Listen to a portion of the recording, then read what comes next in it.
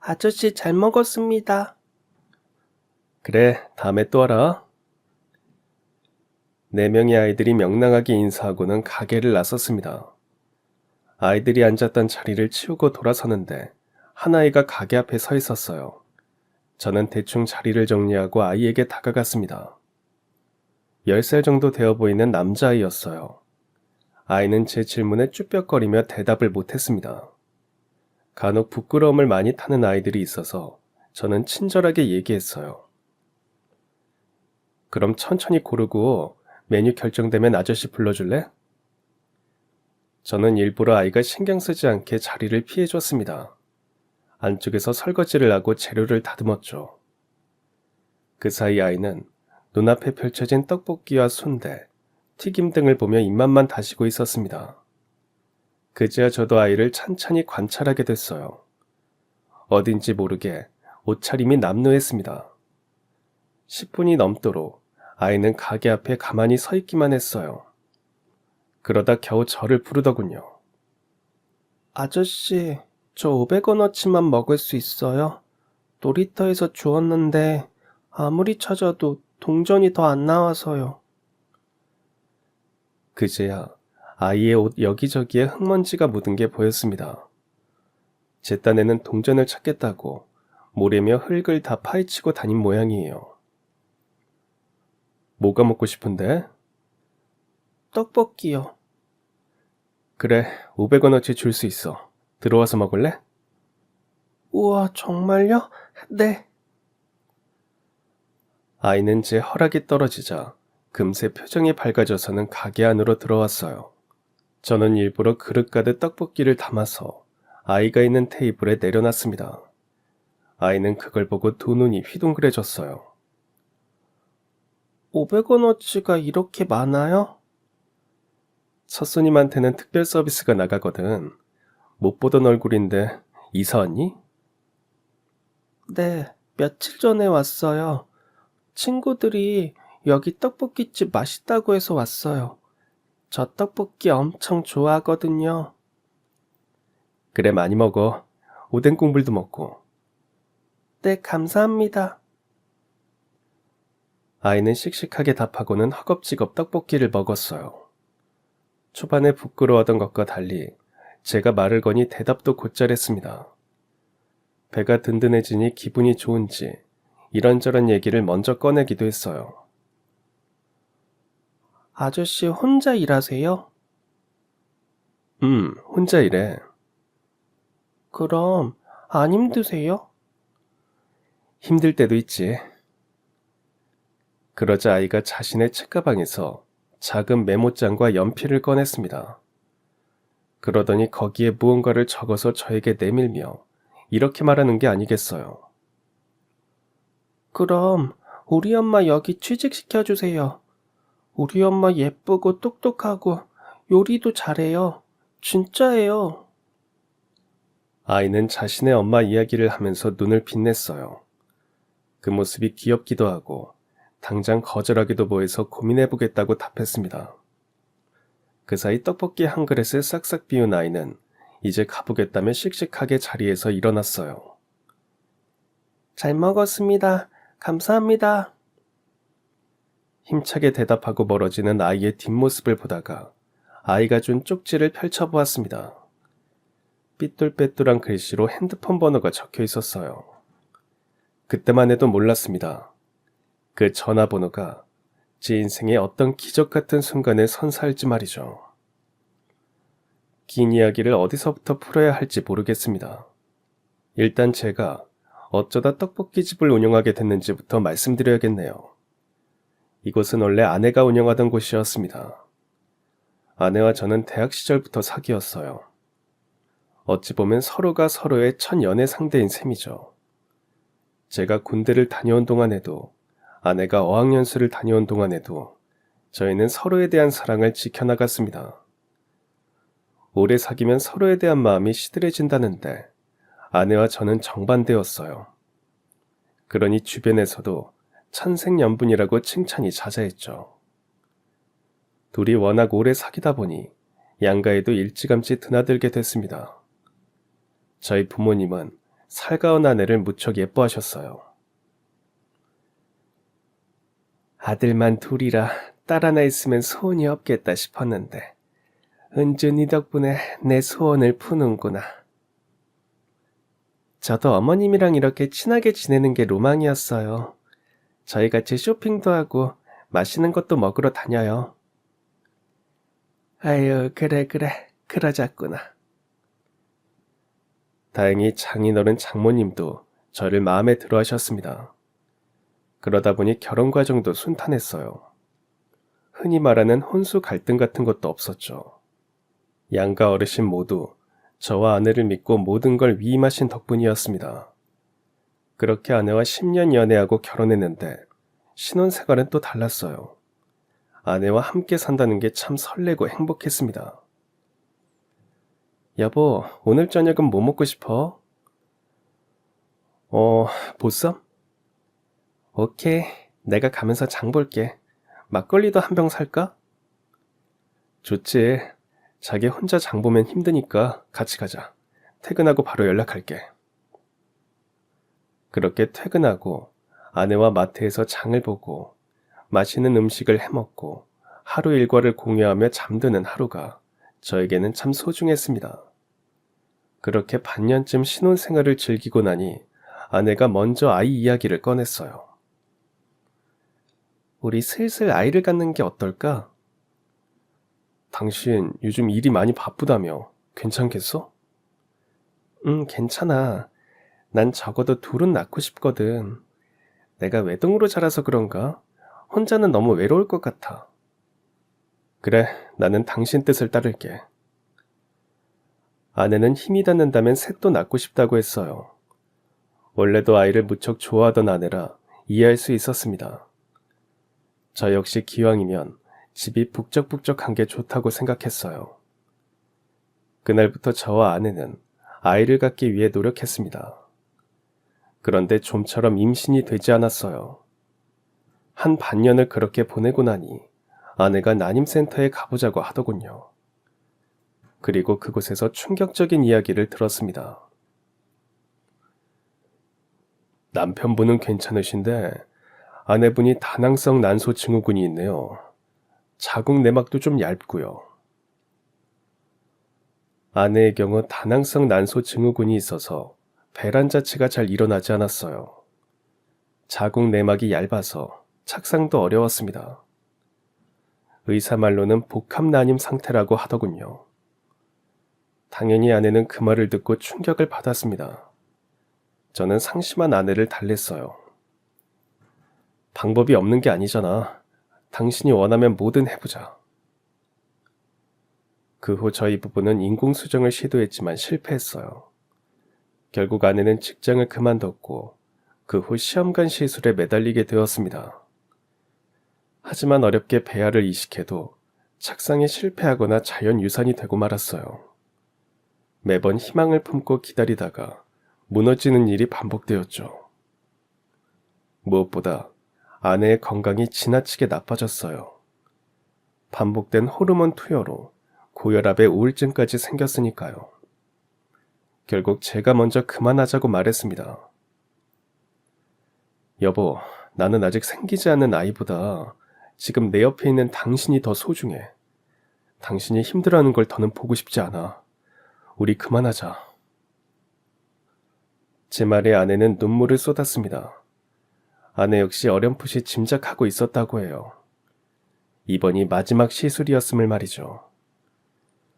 그렇게 저희 부부는 아이 갖는 일을 포기하게 되었습니다. 크게 낙담한 아내는 한동안 집에만 틀어박혀 있었어요. 저는 행여 아내가 나쁜 마음이라도 먹을까봐 노심초사하며 하루하루를 보냈죠. 그러던 어느 날 아내가 뜻밖의 말을 꺼냈습니다. 여보, 나 떡볶이집을 해보면 어떨까 해. 떡볶이집? 갑자기? 저에게는 갑작스러운 말이었지만 아내 입장에서는 오랫동안 고민하고 꺼낸 말이었어요. 아내 역시 스스로의 우울감을 극복하기 위해 이런저런 고민을 해봤다고 합니다. 그러다 초등학교 근처에서 분식집을 하면 어떨까 생각하게 된 거죠. 초등학교 앞에서 분식집을 하면 아이들을 자주 볼 수 있잖아. 나는 요리하는 것도 좋아하고. 아내의 말에 저는 흔쾌히 동의했어요. 적어도 이렇게 집에만 있는 것보다는 나을 테니까요. 마침 운 좋게 초등학교 근처에 괜찮은 가게 자리가 나와서 곧바로 계약했습니다. 그리고 아내의 퇴직금을 보태서 가게를 열게 되었어요. 아내는 떡볶이집을 운영하면서 하루하루 활기를 되찾아갔습니다. 기본 떡볶이는 물론 짜장 떡볶이니 크림 떡볶이니 아이들이 좋아하는 메뉴들을 개발할 때마다 눈이 반짝반짝 빛났어요.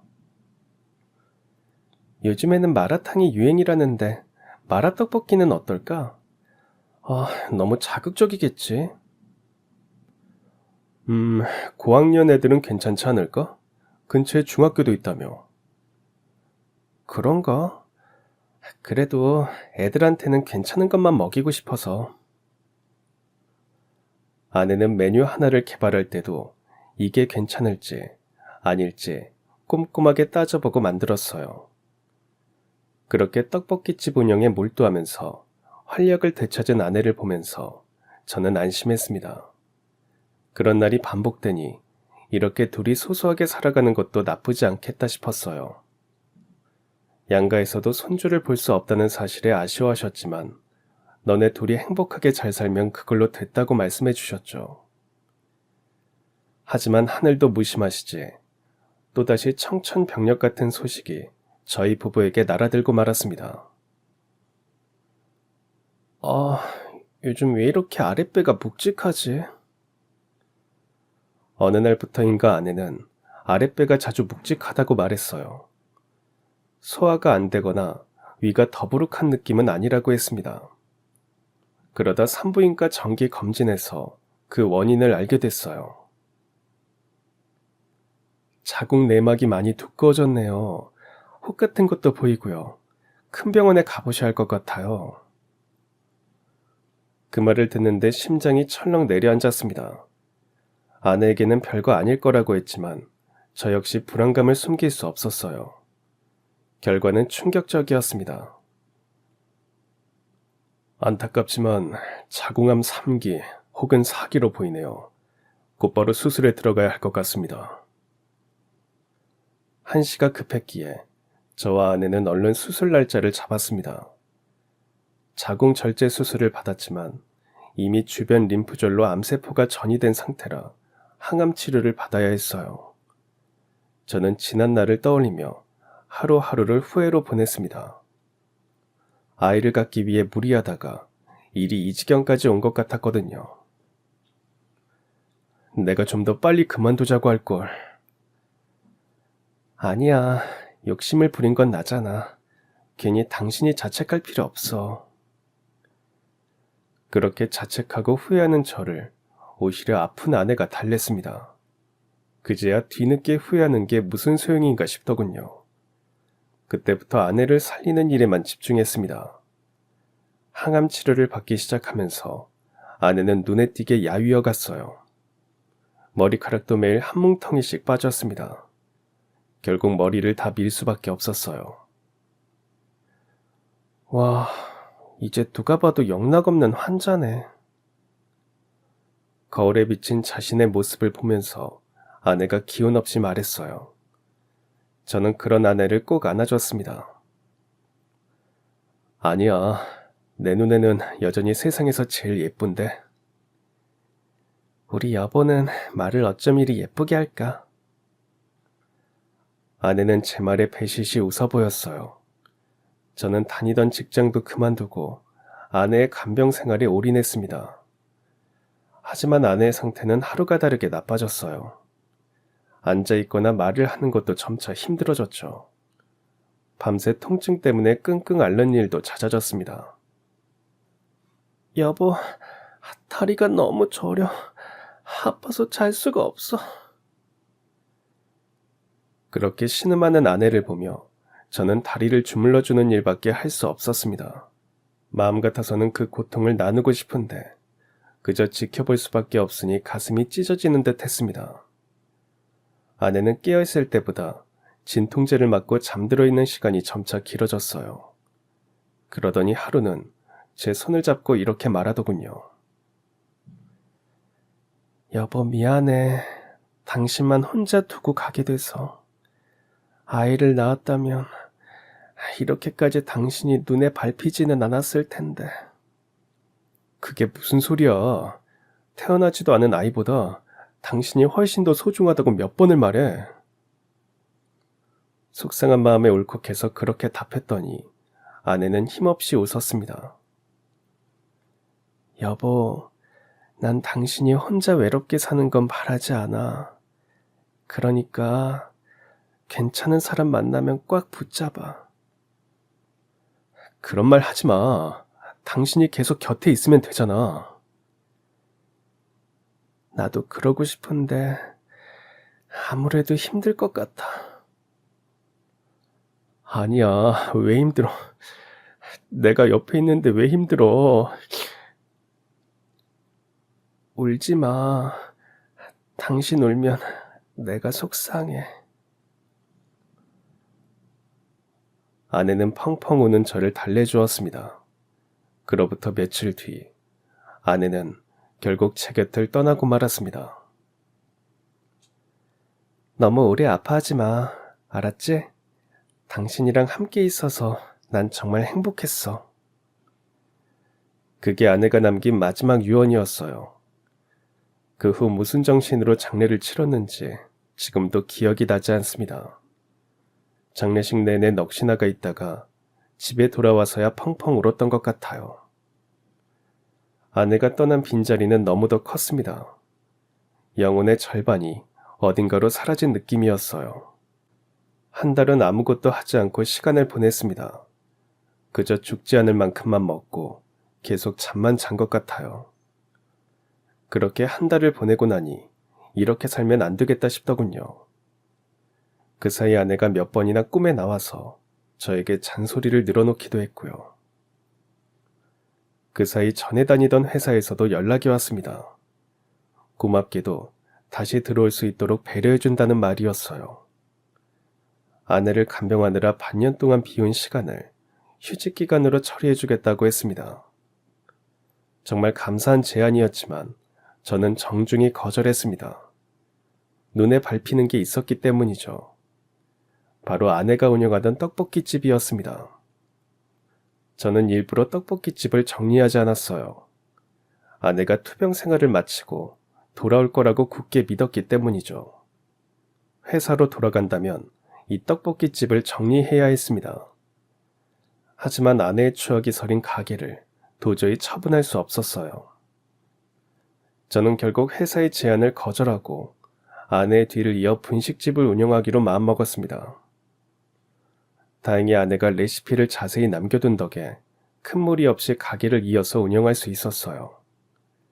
가게 일을 자주 도운 터라 어디에 어떤 물건이 있는지도 잘 알았고요.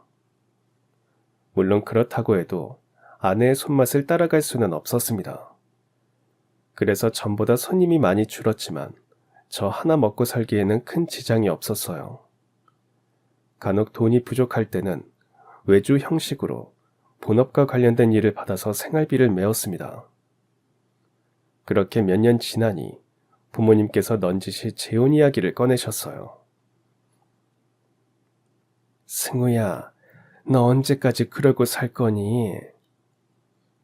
그게 무슨 말씀이세요? 너 그래봐야 30대 후반이잖니. 요즘에는 그 나이 때 결혼하는 사람도 많아. 재혼 생각은 전혀 없는 거니? 그런 말씀 마세요, 어머니. 저는 재혼 생각 전혀 없습니다. 그 후로도 두 분은 끊임없이 저를 설득했어요.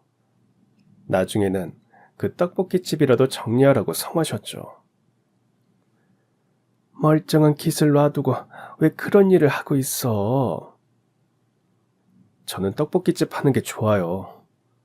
은주 떠난 게 언젠데 아직도 그러고 있어. 떠난 사람은 떠난 사람이고 산 사람은 살아야지. 답답한 마음에 버럭 화를 내기도 하셨지만 그조차 먹히지 않자 점차 저를 포기하셨습니다. 그 사이 저는 분식집에서 아내와의 추억을 곱씹으며 하루하루를 보내고 있었어요.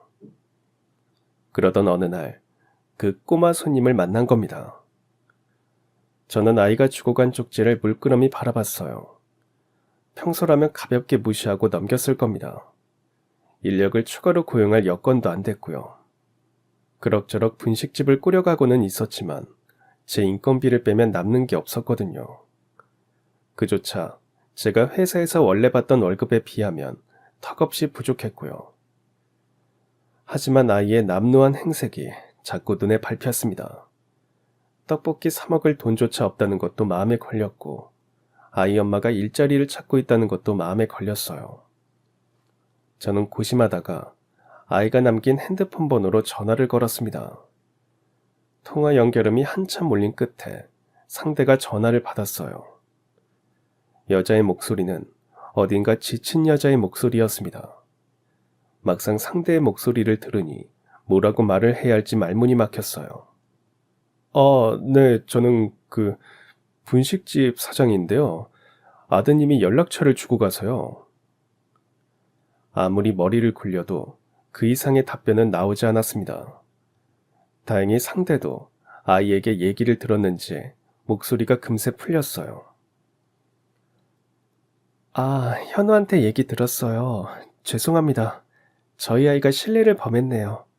떡볶이 값은 제가 치르겠습니다. 아닙니다. 그게 아니라 그럼 일단 가게로 한번 오시겠어요? 뭐가 됐든 일단은 얼굴을 보고 얘기하는 게 맞을 것 같아서 그렇게 권하니 상대도 흔쾌히 수락했어요. 10분 정도 지나니 아이 엄마가 분식집으로 찾아왔습니다. 아이처럼 어딘가 모르게 남루한 옷차림이었어요. 나이는 30대 후반 혹은 40대 초반으로 보였습니다. 아이 엄마는 오자마자 죄송하다는 인사부터 했어요. 죄송해요. 아이가 실례를 범했습니다. 떡볶이 값은 얼마를 드리면 될까요? 떡볶이 값은 괜찮습니다. 제가 서비스로 준 거라서요. 제가 그렇게 말하자 아이 엄마는 의아한 표정으로 저를 바라봤어요. 저는 조심스레 상대의 기분이 상하지 않도록 본론을 꺼냈습니다. 아이가 며칠 전에 이사를 왔다고 하더라고요. 엄마가 일할 곳을 알아보고 있다고 하던데 맞나요? 네, 맞아요. 급하게 이사 오느라 일자리까지는 차마 알아보지 못했거든요. 그렇군요. 혹시 괜찮으시다면 지금 어떤 상황인지 알 수 있을까요?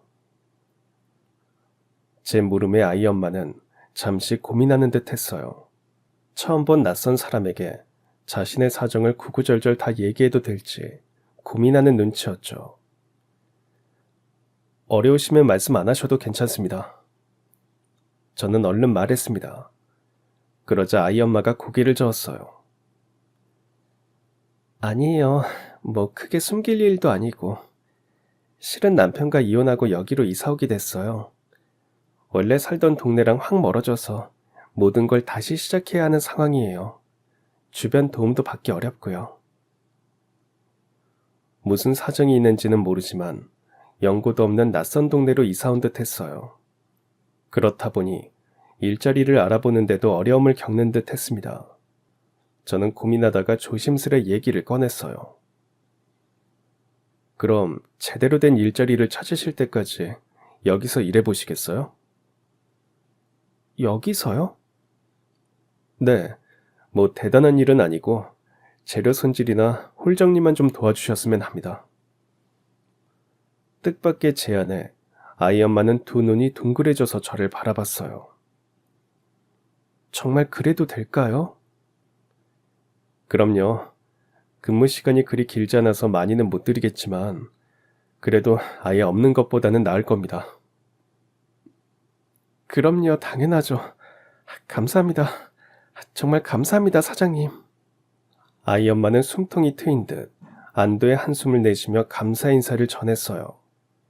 상대가 저렇게까지 고마워하니 대단한 일을 한 것도 아닌데 괜스레 저도 뿌듯해지더군요. 모자란 인건비야 제가 따로 외주일을 받아서 채우면 되니 일단 저질러보자 싶었어요. 그렇게 아이 엄마는 제 분식집에서 일하게 됐습니다. 아이 엄마는 손끝이 야무졌어요. 재료 손질도 청소도 깔끔했습니다. 가끔 점심시간에 손님이 몰리면 조리도 맡겼는데 그조차 곧잘했어요. 그러더니 하루는 조심스럽게 이런 제안을 하더군요. 사장님 괜찮으시면 오늘 튀김 반죽은 제가 해봐도 될까요? 예전에 일한 곳에서 배운 방법인데 바삭한 튀김 좋아하시면 마음에 드실 거예요. 저는 흔쾌히 아이 엄마의 제안을 받아들였습니다. 그날 튀김 장사는 그야말로 대박이었어요. 튀김은 떡볶이를 팔면서 구색 맞추기용으로 뒀던 건데 그날은 튀김을 먹어본 사람들이 다 추가로 포장해가면서 저녁이 되기도 전에 동이 나고 말았습니다. 저는 그야말로 어안이 벙벙해졌어요. 아니, 대체 튀김에 무슨 짓을 한 겁니까? 제 물음에 아이 엄마는 웃음을 터뜨렸어요. 그렇게 웃는 얼굴은 처음 봐서 또 한 번 벙쪘습니다. 실은 제가 예전에 일식집에서 일했거든요. 거기서 튀김 만드는 법을 배웠어요. 아이 엄마는 그러더니 튀김 간장 레시피도 알려줬습니다. 이렇게 재주 많은 분이 이런 데 있어도 될지 모르겠네요. 아니에요. 전 여기서 일하는 게 너무 좋은걸요. 아이들 먹는 것만 봐도 배부르고 기분 좋아요. 그렇게 말하며 아이 엄마는 빙긋 웃었습니다. 바뀐 튀김과 튀김 간장 때문인지 손님들이 점차 늘어나기 시작했어요. 저는 아이 엄마에게 다른 메뉴에 대해서도 조언을 구했습니다. 그렇게 메뉴를 하나둘 업그레이드하니 어른 손님도 차츰 늘어났습니다. 분식집이 잘 되니 따로 외주 일을 하지 않아도 무리 없이 아이 엄마의 인건비를 챙겨줄 수 있었어요. 아이 엄마가 가게에서 일하고 한 달이 지났을 때 아이 엄마에게 첫 월급 봉투를 건넸습니다. 아이 엄마는 액수를 확인하고는 깜짝 놀랐죠. 사장님, 계산을 잘못하신 것 같은데요. 아닙니다. 덕분에 가게 매출이 많이 늘었어요. 그래서 시급을 다시 계산했습니다. 아이 엄마는 저에게 거듭 감사 인사를 했습니다. 저도 고맙다고 했죠. 매출이 늘지 않았다면 더 챙겨주고 싶어도 못 챙겨줬을 테니까요. 아이 엄마는 이 정도 월급이면 다른 일은 알아보지 않아도 될 것 같다고 했어요. 처음 봤을 때는 어딘가 얼굴이 그늘져 있었는데 그 사이 얼굴에 생기가 돌았습니다. 둘이 웃는 낯으로 장사하다 보니 생각지도 못한 질문도 많이 받았습니다. 이런 질문들이었죠. 어머, 사장님 결혼하셨어요? 아내가 암에 걸리고 반년 가까이 가게 문을 닫아둔 탓에 저와 아내가 부부 사이인 걸 모르는 손님이 대부분이었어요. 그분들 눈에는 남자 혼자 장사하다가 갑자기 또래의 여성이 생겼으니 제가 결혼했다고 생각한 거죠. 물론 그때마다 저와 아이 엄마는 손사래를 쳤습니다. 아닙니다. 새로 들어온 직원분이에요. 그렇게 저희가 부정을 해도 새로운 손님들이 또 이렇게 말했습니다. 두 분 사이가 너무 좋네요. 보기 좋아요. 그때마다 서로 난처하게 웃으며 아니라고 말씀드리고는 했죠. 그래도 과부 마음은 호라비가 안다고 알게 모르게 서로 챙기게 되더군요. 하루는 아이 엄마가 안색이 안 좋길래 넌짓이 왜 그러냐고 물어봤어요. 어제 먹은 게 좀 얹혔나 봐요. 금방 가라앉겠죠. 그 말을 듣고 곧장 약국에 가서 소화제를 사왔습니다. 제가 약을 건네니 아이 엄마가 눈이 동그래져서 저를 보더군요. 주변에 챙겨줄 사람도 없다면서요. 먹어요. 정 안 좋으면 오늘은 일찍 들어가고요. 아니에요. 그 정도로 안 좋지는 않아요. 그럼 다행인데 혹시 자주 얹히면 꼭 병원 가봐요. 아무리 사소한 증상이라도 반복되면 위험한 겁니다. 알았죠? 제가 그렇게 잔소리를 늘어놓으니 아이 엄마가 웃음을 터뜨렸습니다. 사장님이 이렇게 길게 말씀하시는 거 처음 들어요. 그 말에 저도 모르게 머쓱해졌습니다. 미안해요. 주제넘게 갑자기 잔소리를 늘어났네요. 아니에요. 걱정해서 말씀해 주신 건데요. 새겨드릴게요. 다행히 아이 엄마는 제 잔소리를 불편하게 여기지 않았습니다. 그런가 하면 아이 엄마도 알게 모르게 저를 챙겼어요. 사장님, 냉장고에 밑반찬 넣어뒀으니까 가져가세요. 끼니를 집에서 라면으로 대충 때운다면서요. 사람이 밥을 제대로 먹어야 그 힘으로 일하죠. 저희 거 만들면서 같이 만들었어요. 꼭 가져가서 드세요. 아이 엄마가 먼저 퇴근하고 냉장고를 열어보니 정갈하게 담긴 밑반찬들이 냉장고에 차곡차곡 쌓여 있었어요. 뭘 이렇게 많이 했나 싶으면서도 내심 기분이 좋더군요. 그 밑반찬을 들고 가서 밥을 먹는데 이게 대체 얼마 만에 먹어보는 집밥인가 싶었습니다. 간혹 제가 요리를 해먹기도 하지만 그냥 메인 반찬 하나 놓고 대충 먹지 이렇게 밑반찬을 차려놓고 먹지는 않았으니까요. 그렇게 서로 챙기면서 지내다 보니 어느덧 반년이라는 시간이 훌쩍 흘렀습니다. 그 사이 분식집은 나날이 매출이 오르고 있었어요. 얼마 전부터는 배달까지 시작하면서 하루하루가 정신없이 흘러갔죠. 그 사이 모든 메뉴의 레시피가 바뀌었습니다. 딱 하나만 빼고요. 떡볶이 레시피만큼은 아내가 만든 그대로 유지하고 있었습니다. 아이 엄마 역시 떡볶이만큼은 손대지 않았어요. 뭔지는 모르겠는데 옛날에 분식집에서 먹던 그 맛이 나서 너무 좋아요. 추억의 맛이랄까? 이 레시피는 사장님이 개발한 거예요? 아니요, 아내가 개발한 거예요. 그렇게 한 번 대화를 주고받은 게 전부였습니다. 어쩌면 떡볶이 레시피 덕분에 분식집이 망하지 않고 여기까지 온 건지도 모릅니다. 그 와중에 아이 엄마 덕분에 다른 메뉴들이 맛있어지니 매출이 오르게 된 거죠. 아이 엄마는 지각이나 결근 없이 근 반년을 성실히 일했습니다. 그 사이 저는 가게 매출이 오르는 대로 아이 엄마의 월급에 고스란히 반영해줬어요. 그렇게 아무 문제 없이 하루하루가 흘러가고 있었습니다. 그러던 어느 날 사건이 터졌어요. 아이 엄마가 가게에 나오지 않은 겁니다. 핸드폰으로 전화를 걸어보니 전원이 꺼져 있다는 안내만 나왔어요. 연락도 없이 이럴 사람이 아닌데 화가 나기보다는 걱정이 앞섰습니다.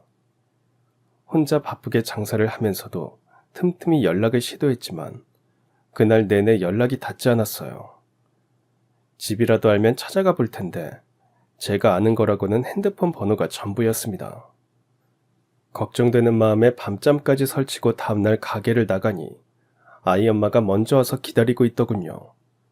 멀쩡한 모습을 보니 안도의 한숨이 터져 나왔습니다. 어제 어떻게 된 겁니까? 무슨 일이 있었던 거예요? 죄송합니다. 연락을 미리 드렸어야 했는데 정말 죄송해요. 아니, 사과가 문제가 아니라 대체 무슨 일이 있었던 겁니까? 이런 적 한 번도 없었잖아요. 제 말에 아이 엄마는 머뭇거리더니 뜻밖의 이야기를 들려줬습니다. 실은 어제 갑자기 전 남편이 찾아왔어요. 그렇게 대답하는 아이 엄마의 표정이 어두워 보였습니다. 뭔가 사연이 있어 보였어요. 저는 일단 앉아서 얘기하자고 했습니다. 아이 엄마에게 따뜻한 커피를 타서 건네니 아이 엄마가 길고 긴 이야기를 털어놓았어요. 갑자기 이렇게 연고도 없는 동네로 이사 온 건 전 남편 때문이었어요. 다시는 마주치고 싶지 않았거든요. 아이 엄마는 그렇게 말하면서 몸을 가늘게 떨었습니다. 전 남편이 대체 뭘 어떻게 한 겁니까? 결혼하기 전에는 안 그랬는데 결혼하고 의처증이 생겼어요. 제가 밖에 나가기만 해도 불같이 화를 냈죠. 그 전까지 아이 엄마는 열심히 요리사로서 경력을 쌓아가고 있었다고 합니다. 그러다 남편을 만났고 결혼하여 아이를 낳게 되었다고 해요. 그런데 어느 순간부터 남편이 자신을 의심하기 시작했다고 합니다. 일식집에서 일하다 보면 늦게까지 일할 때가 많은데 어느 순간부터 그걸 굉장히 불쾌하게 여겼어요. 가끔 회식이라도 잡히면 난리가 났고요. 결국 남편 때문에 낮에만 일하는 한식집으로 자리를 옮겼지만 남편의 의처증은 사라지지 않았습니다. 도리어 날이 갈수록 심해졌다고 해요. 직장을 옮긴 후로는 회식에도 일절 안 나가고 일만 했어요. 나중에는 여자들만 있는 식당을 일부러 찾아가서 일하기도 했고요. 그런데 하다하다 이제는 재료 배달하는 분들까지도 의심하면서 저를 몰아붙이더라고요. 남편이 그렇게까지 하니 바깥 생활이 거의 불가능해졌다고 합니다. 결국 일을 그만두고 살림만 하게 됐지만 그 후로도 남편은 작은 일로도 꼬투리를 잡으며 아이 엄마를 괴롭혔다고 해요. 이렇게 살다가는 제명에 못 살겠다는 생각이 들더라고요. 그래서 결국 갈라서게 됐죠. 아이 엄마는 그 과정에서 법원에 접근 금지를 신청했다고 합니다. 다행히 그간 남편이 저지른 폭언과 폭언의 증거들이 남아있어서 무리 없이 받아들여졌다고 해요. 그 후로 도망치듯 이사했어요. 한 6개월 잠잠해서 이제 괜찮아졌구나 했는데 어제 갑자기 절 찾아온 거예요. 알고 보니 접근 금지 명령은 최대 6개월까지로 기한이 정해져 있다고 합니다. 자동 연장이 아니기 때문에 연장 신청을 따로 해야 한다는 걸 몰랐던 거죠. 그 사이 남편은 접근 금지 시간이 끝나자마자 아이 엄마의 행적을 추적한 겁니다. 그 사람이랑 멀어지려고 핸드폰 번호도 싹 다 바꾸고 아이 연고도 없는 동네로 이사 왔는데 그게 다 물거품이 되고 만 거죠. 아이 엄마는 자신이 여기서 일하는 걸 알면 전 남편이 와서 괜한 행패를 부릴까봐 나올 수 없었다고 털어놨어요. 지금은 괜찮은 겁니까? 일단 좋게 말해서 돌려보냈는데 모르겠어요. 그렇다고 또 이사를 할 수도 없고. 아이 엄마는 그렇게 말하면서 한숨을 내쉬었어요. 그간 얼마나 마음고생을 하며 지냈을지 간접적으로나마 알게 되니 제 마음도 무거웠습니다. 마침 그날은 토요일이라 손님이 많지 않았어요. 그러다 보니 자연스럽게 서로 지난 과거를 털어놓게 되었습니다. 그런 사람이 아니었는데 왜 그렇게 변했을까? 처음에는 그렇게 생각했어요. 근데 아니더라고요. 연애 때도 걸핏하면 자기 멋대로 하고 사사건건 간섭하려 들었는데 그때는 그게 사랑인 줄 알았어요. 제가 잘못된 선택을 한 거죠. 아이 엄마는 그렇게 말하며 쓴웃음을 지었습니다. 그러더니 조심스레 이렇게 말했어요. 사장님은 아내분과 사별하신 거죠? 네, 맞습니다. 어떻게 하셨어요? 결혼은 하신 것 같은데 사장님 같은 분이 이혼하실 것 같지는 않아서요. 아이 엄마의 말에 저도 조심스레 아내와의 옛 추억을 꺼내놓았습니다. 아내가 제 곁을 떠난 후 누군가에게 이렇게 아내 이야기를 한 건 처음이었어요. 떠난 아내만 떠올려도 가슴이 먹먹할 줄 알았는데 의외로 담담하게 웃으면서 아내 이야기를 하는 제 자신에게 놀랐습니다. 아이 엄마는 가만히 제 이야기를 들어줬어요. 부럽네요. 물론 돌아가신 분께 이런 말씀을 드리는 게 실례일 수도 있지만 아낌없이 사랑을 받고 또 주고 가신 것 같아서요. 네, 아낌없이 서로 사랑했죠. 그 시간이 너무 짧았지만요. 거기까지 이야기를 주고받고 저희는 한동안 침묵했습니다. 곧 손님들이 몰려오면서 대화는 자연스럽게 중단되었어요. 하지만 서로의 마음속에 알 수 없는 유대감이 생긴 것 같았어요. 지난 결혼 생활을 이렇게 스스럼 없이 털어놓은 건 저도 처음이었습니다. 집에 돌아와 홀로 아이 엄마가 해준 밑반찬에 밥을 먹는데 심경이 복잡했습니다. 저는 아내 이야기를 하면서 저도 모르게 울컥할 줄 알았어요. 그런데 감정이 그렇게 요동치지 않았습니다. 물론 여전히 가슴 한편이 먹먹하고 아릿했지만 옛날처럼 아내를 떠올리는 것만으로 가슴이 미어질 만큼 아프지 않았어요.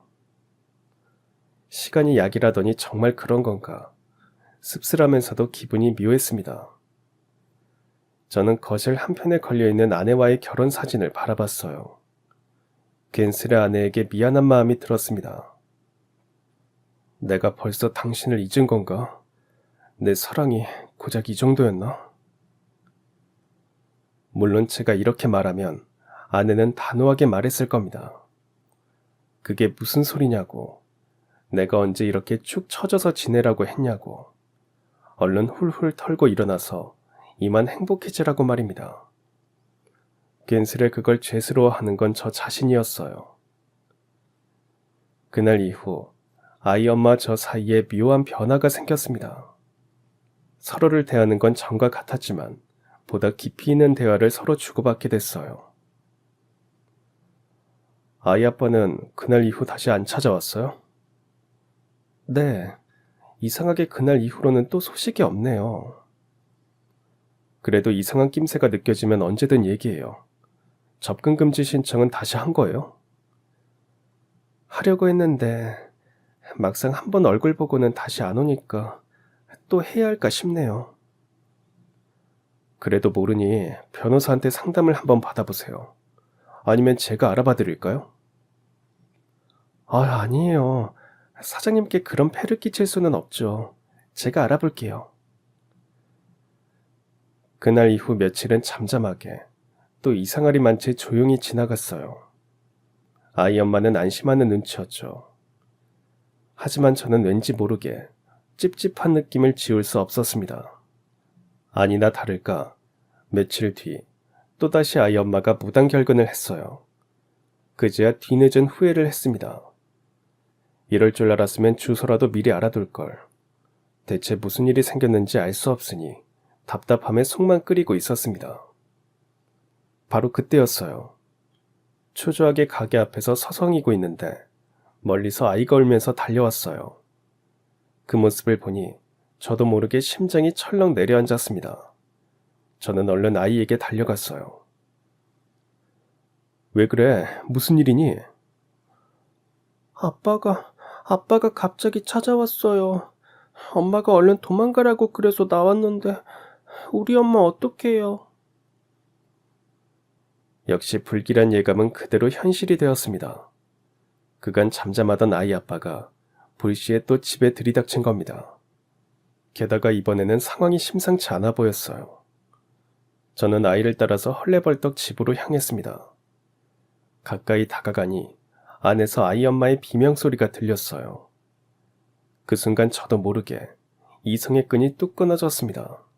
어디서 그런 힘이 솟았는지 저는 잠긴 문을 부수고 안으로 들어갔습니다. 제가 갑작스럽게 난입하자 아이 엄마를 때리던 전 남편이 휘둥그레진 눈으로 저를 바라봤어요. 그러더니 곧 저기가 가득한 표정으로 저를 노려보더군요. 저는 그러거나 말거나 얼른 가서 전 남편과 아이 엄마 사이에 섰습니다. 전 남편은 그런 저를 보며 기가 막혀 했어요. 야, 비켜. 네가 뭔데 남의 집안일에 나서? 그러는 당신은 뭔데 남의 집에 함부로 침입해? 뭐? 야, 나 애 아빠야.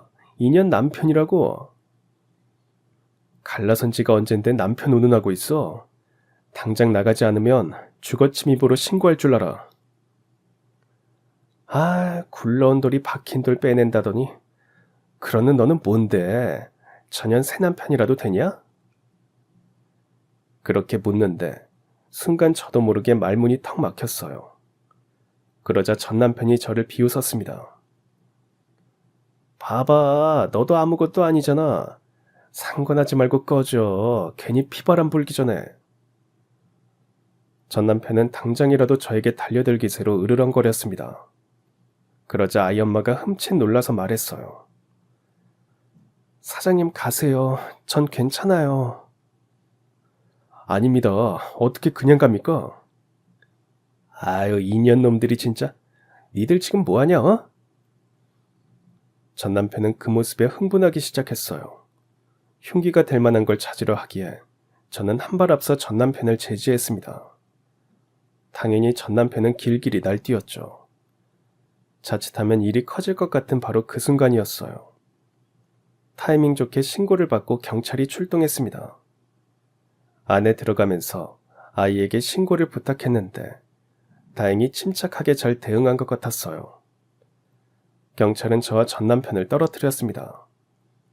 전 남편은 주거 침입죄, 폭행죄 혐의로 현행범으로 체포됐습니다. 저와 아이 엄마 역시 진술서를 작성하기 위해 경찰서로 동행했죠. 물론 아이도 함께 데려갔습니다. 전 남편은 제가 먼저 폭력을 휘둘렀다고 난리를 쳤지만 아이 엄마의 증언 덕분에 제가 전 남편을 제지한 과정은 정당방위로 인정되었어요. 그렇게 아이 엄마는 진술서를, 저는 목격자 진술을 마치고 경찰서를 나왔습니다. 그러자 아이 엄마는 긴장이 풀렸는지 그 자리에서 주저앉았어요. 저는 얼른 아이 엄마를 부축했습니다. 저는 아이와 아이 엄마를 데리고 가까운 병원으로 향했습니다. 전 남편에게 맞은 곳을 치료하고 상해 진단서를 발급받기 위해서였어요. 치료를 위해 아이 엄마가 진료실로 들어간 후에야 긴 한숨이 터져 나왔습니다. 제가 조금만 늦었다면 어떤 끔찍한 일이 벌어졌을까. 그 생각을 하니 저도 모르게 손이 바르르 떨렸어요. 그 생각을 하니 그제야 아이가 눈에 들어왔습니다. 아니나 다를까 아이 역시 충격을 받았는지 얼굴이 하얗게 질려 있더군요. 아이는 제 부름에 울먹거리더니 그제야 참았던 울음을 터뜨렸습니다. 저는 그런 아이를 안고 가만히 다독였어요. 미안하다. 아저씨가 좀 더 일찍 현우를 챙겼어야 했는데 많이 놀랐지? 엄마가 잘못되는 줄 알았어요. 그래, 아저씨도 그랬어. 이제 엄마는 괜찮을 거야. 걱정하지 마. 제가 가만히 등을 두드리니 점차 아이가 진정되는 게 느껴졌어요. 그러더니 이렇게 묻더군요. 아빠가 또 찾아오면 어떡해요? 현우는 아빠가 무섭니? 네, 무서워요. 다시는 안 보고 싶어요. 아이가 그렇게까지 단호하게 말하는 걸 보니 그간 아이 엄마가 어떤 결혼 생활을 해왔는지 짐작할 수 있었어요. 그 사이 아이가 머뭇거리더니 이렇게 말했습니다. 아저씨가 우리 엄마 지켜주면 안 돼요? 아저씨가 우리 엄마 지켜주세요. 또 우리 아빠가 찾아오지 않게 우리 엄마 옆에 있어주세요. 네? 그래, 엄마만 괜찮다고 하면 아저씨가 엄마 곁을 지킬게. 그러니까 걱정하지 마. 정말요? 진짜죠? 꼭 그래야 돼요. 알았죠? 아이가 그렇게 말하는데 저도 모르게 고개를 끄덕였습니다. 아이는 제 말에 반색하며 기뻐했습니다. 실은 이번 일로 저 역시 아이 엄마에 대한 제 마음을 확실히 깨달을 수 있었어요. 저는 이미 아이 엄마를 친한 지인 그 이상으로 생각하고 있었습니다. 이건 분명 사랑의 감정이었어요. 그 사이 치료를 마친 아이 엄마가 병원에서 나왔습니다. 저는 아이와 아이 엄마를 데리고 근처 식당으로 향했어요. 아이는 긴장이 풀려서인지 이것저것 잘 먹었습니다. 아이 엄마는 먹는 둥 마는 둥 했지만 저와 아이가 거듭 권유하니 억지로 반 그릇 정도를 비웠어요. 현우야, 오늘 학교 갈 수 있겠어? 아니면 오늘 하루는 쉴래? 아니, 나 갈래. 오늘 내가 좋아하는 특기 수업이 있어. 아이 엄마의 물음에 아이는 잠시 고민하는 듯 하더니 학교에 가겠다고 답했습니다. 다행히 아이는 그 사이 빠르게 안정을 되찾은 듯 했어요. 저 아이 엄마는 아이를 학교까지 데려다 주었습니다. 아이는 웃으며 저희에게 인사했어요.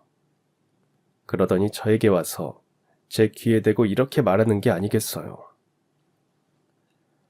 아저씨, 꼭 엄마한테 물어보셔야 돼요. 알았죠?